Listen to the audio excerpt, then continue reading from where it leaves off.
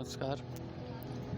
Doctor Dayanidhi सेवार्थी पुनः आपके समक्ष उपस्थित हूँ। सिद्धासन की एक एक स्थिति को स्पष्ट करते हुए प्रथम स्थिति में दोनों हाथ और पैर को सीधे रखते हुए, द्वितीय स्थिति में एक पैर को मोड़ करके एड़ी नितंब से लगाते हुए पंजे को जंघा से, और तृतीय स्थिति में दोनों एड़ियों को एक साथ मिलाने के लिए दूसरे पैर को उठाना। चतुर्थ स्थिति में दोनों पैर की एड़ियों को एक के ऊपर एक रखना। और पंचम अंतिम अवस्था है सिद्धासन की स्थिति।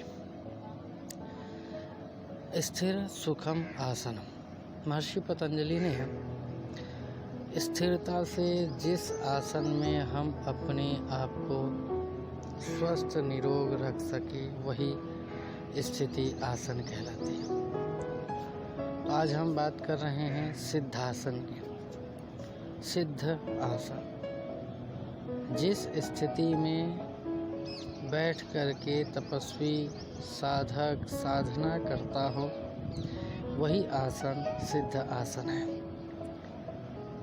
जब हम सिद्धासन करते हैं तो हमारे दोनों पैर की एड़ियाँ एक के ऊपर एक रहती हैं और मलमूत्र द्वार के मूल बंध के स्थान में एड़ी बिल्कुल लगा दी जाती है और दूसरी तरफ जंघा से पंजों को सटा दिया जाता है। पुनः दूसरे पैर को उठा करके उसी नीचे वाले पैर के एड़ी के ऊपर वाले पैर की एड़ी रख दी जाती है और दूसरे पैर के जंघे से ऊपर वाले पैर के पंजे को भी लगा दिया जाता है। हमें यह ध्यान रखना है कि दोनों घुटने जंघे सब नीचे ज़मीन से लगे हों और कहीं से भी खाली स्थान न रहे। जब हम इस स्थिति में बैठते हैं तो मेरुदंड अपने आप सीधा हो जाता है।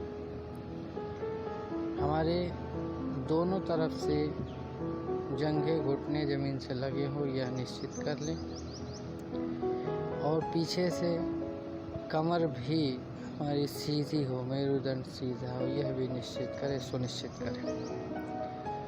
जब हम चारों तरफ से स्थिर हो जाते हैं हमारा सिद्धासन का सोपान पूर्ण होता है। एक एक स्थिति को हम सही कर पाते हैं और तब जाकर के हम ध्यान मुद्रा लगाते हैं। आगे की 2 उंगलियां तर्जनी और अंगुष्ठ के अग्रभाग को हम मिलाते हैं और 3 उंगलियों को हमें सीधा रखना होता है।